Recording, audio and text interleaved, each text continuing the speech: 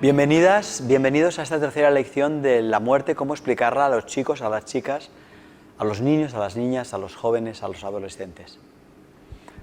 En esta tercera lección vamos a abordar la pregunta básica de cómo hablar de la muerte. Cómo hablar de la muerte. Entonces voy a dar una serie de ítems que se basan en varias autoras, pero yo destacaría un libro que yo creo que debe estar también en castellano, se llama El niño y la muerte, y es de Montse Esquerda y Ana María Agustí. Yo tengo la versión en catalán, pero yo creo que esto debe estar también en castellano porque es un libro interesante y tiene una bibliografía y una serie de actividades que yo creo que les pueden ser útiles. Muy bien, yo me refiero a este libro porque una parte importante de lo que explico tiene que ver con estas autoras, ¿no? Lo reexplico a mi manera, con mi experiencia, pero tengo que reconocer que ellas saben mucho más que yo de este tema. Entonces, ¿cómo hablar de la muerte? El consejo primero es que nosotros tenemos que hablar de la muerte lo antes posible. Es decir, no hay una edad adecuada a partir de la cual hablaremos de la muerte. Hablamos de la muerte siempre que el tema sale. Hablamos de la muerte pues cuando tenemos un bebé y teníamos un canario y se ha muerto. Pues ya sé que el bebé no habla, pero decimos, pobrecito, míralo, se ha muerto, hoy con lo bien que cantaba, y le hablamos de la muerte. Cuando hablamos de la muerte con los niños, y con las niñas cuando sale en la conversación, porque las niñas y los niños hacen preguntas, los adolescentes hacen preguntas, los jóvenes a veces hacen preguntas, a veces verbales y a veces no verbales, y hay que saber leer, ¿no? En todo caso, si intuimos que esa es la pregunta, le podemos decir, ¿estás preguntando esto? Y en el caso de que diga, ¿te estás preguntando este tema? Y en el caso de que nos diga que sí, pues intentar responder o hablar o conversar, profundizar, lo antes posible. Y también es muy importante hablar, especialmente cuando sea previsible que alguien cercano va a morir. Eso a veces es previsible. Hay un familiar que está enfermo, hay alguien de nuestro entorno que está muy enfermo y entonces es previsible su muerte cercana. Por favor, preparemos el terreno para que poco a poco vaya elaborando el concepto de la muerte. La muerte no es una realidad fácil de entender, por lo tanto, lo antes que sea posible. La segunda idea que me parece fundamental es que tenemos que hablar sin mentir, respondiendo a sus preguntas y de forma comprensible. Fíjense que los niños y las niñas hacen a veces preguntas, yo que sé, con 4 años, con 3 años, hacen preguntas sobre la electricidad y nosotros les contestamos con un lenguaje que ellos puedan entender. Pues hacemos lo mismo con el tema de la muerte.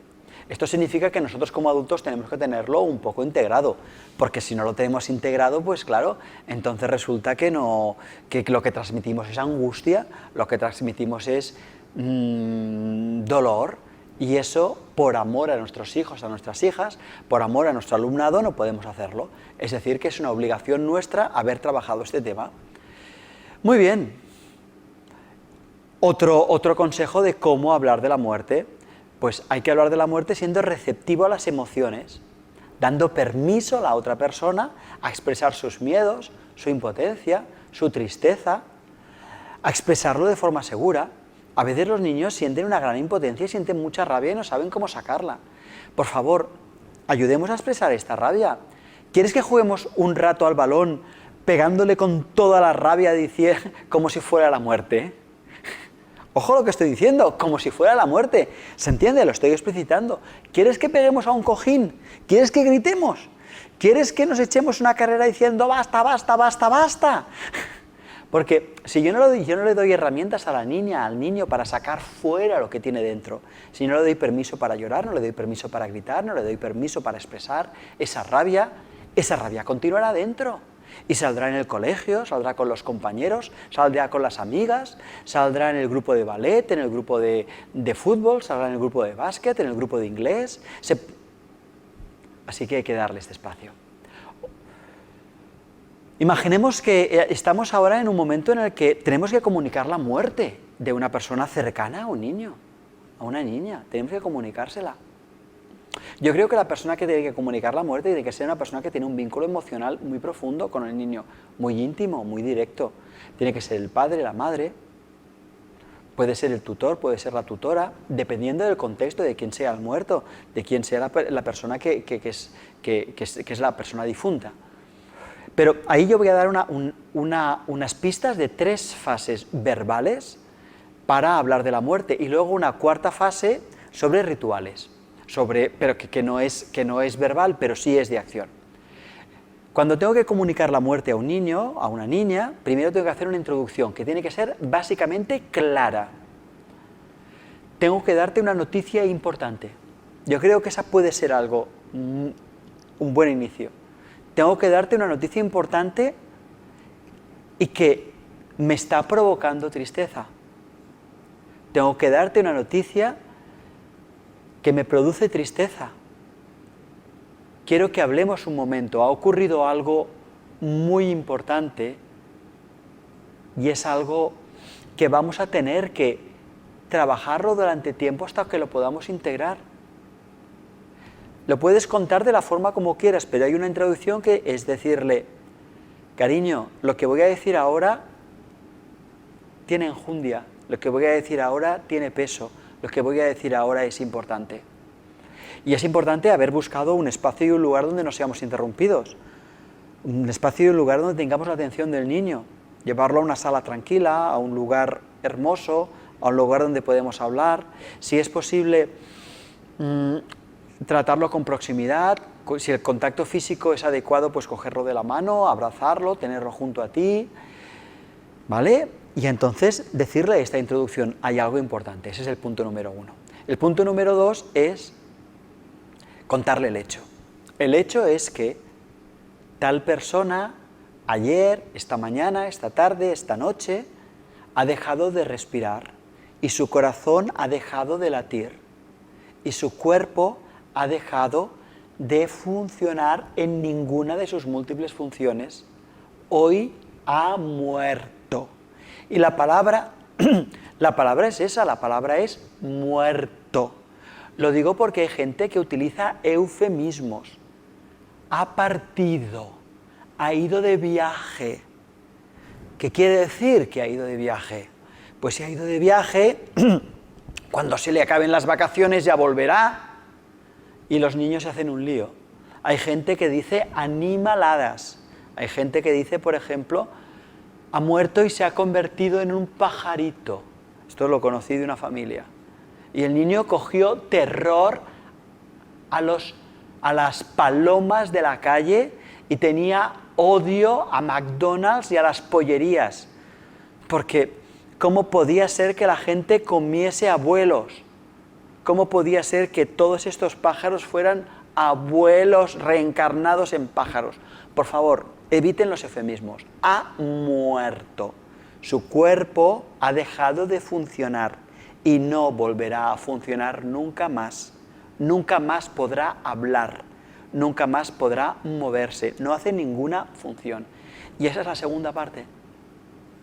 Hay que hablar con claridad para que puedan ubicar cuál es la verdad.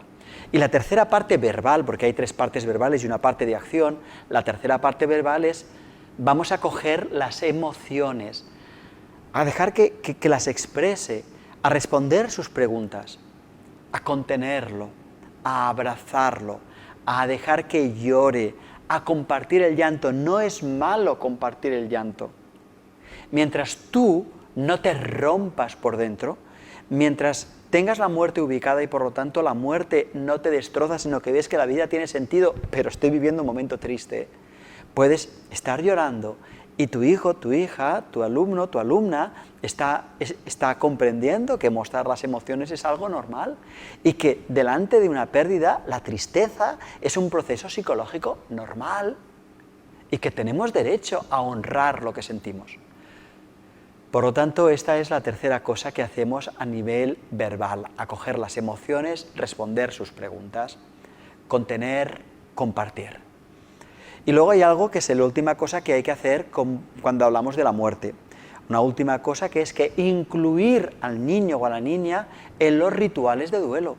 En los rituales de duelo, ¿qué quiere decir esto? Pues quiere decir que el niño tiene derecho a asistir al tanatorio, tiene derecho a asistir al entierro, tiene derecho a ver a su abuela, a su abuelo, a su hermano, a su padre, a su madre en el ataúd y poderle decir: gracias por haber sido mi abuelo, gracias por haber sido mi madre, qué triste estoy y cómo lloro. Tiene derecho, porque sería muy cruel que nosotros fuéramos y participásemos de todos los rituales sociales que tienen un significado y volviésemos a casa y le dijéramos: cariño, tengo que decirte una cosa, y es que el abuelo murió ayer y yo acabo de venir del tanatorio, ya me he despedido de él, lo acabamos de enterrar y tú no has venido y nunca te vas a poder despedir porque eres demasiado pequeño. Dice, pero eso es mucho más difícil de elaborar. Por lo tanto, incluirlo en los rituales para mí me parece maravilloso, maravilloso para que pueda entender el significado de la muerte. Mirad, en la próxima lección vamos a hablar de puntos para tener presente, porque hay una serie de puntos que hay que actuar con mucho cuidado. Como por ejemplo esto que decíamos de los eufemismos, esto de los pajaritos, ¿no? De que se ha convertido en un pajarito. Entonces, esto es lo que vamos a abordar en la próxima lección. Y aquí ya hemos terminado con esta lección de cómo hablar de la muerte a los niños y a las niñas, a los chicos y a las chicas. Y en todo caso, si quieren, les espero en la próxima lección en el campus danielgavarro.com.